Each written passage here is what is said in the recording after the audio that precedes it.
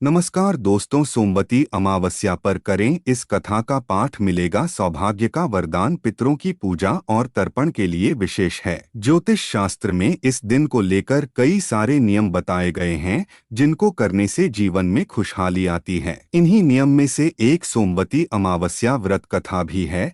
तो आइए यहाँ पढ़ते हैं। अमावस्या का हिंदू धर्म में खास महत्व है।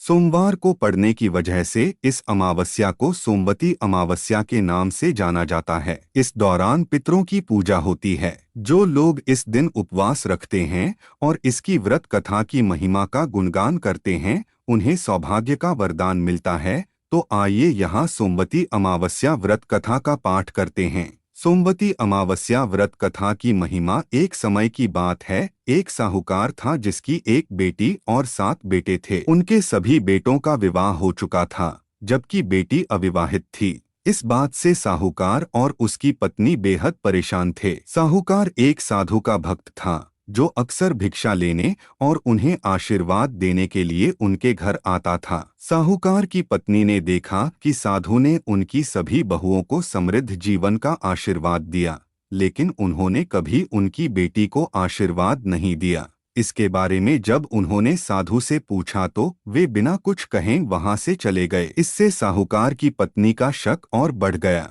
जो कुछ भी हो रहा था उससे चिंतित होकर उन्होंने अपने परिवार के एक पंडित से सलाह ली और अनुरोध किया कि वह उनकी बेटी की कुंडली पढ़े। जब पंडित ने कुंडली पढ़ी तो उसने बताया कि अगर उसकी बेटी का विवाह हुआ तो उसे अपना शेष जीवन विधवा के रूप में बिताना पड़ेगा।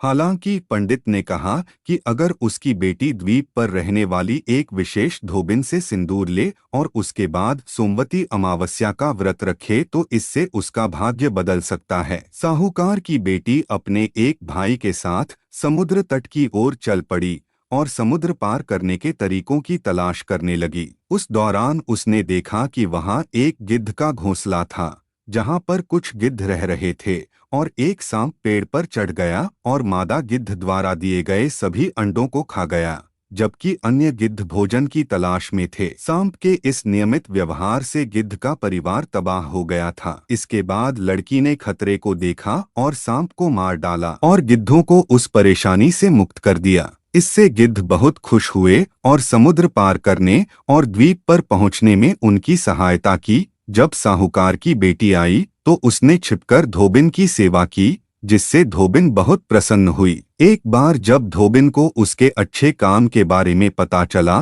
तो उसने उसे आशीर्वाद दिया, साथ ही अपने हाथों से सिंदूर देकर उसकी खुशहाली की कामना की और भविष्य में उसके सुखमय और समृद्ध विवाह का आश्वासन दिया। इसके बाद साहूकार की बेटी ने सोमवती अमावस्या का व्रत किया और विवाह करके सुखी जीवन व्यतीत किया। वीडियो देखने के लिए आपका बहुत बहुत धन्यवाद।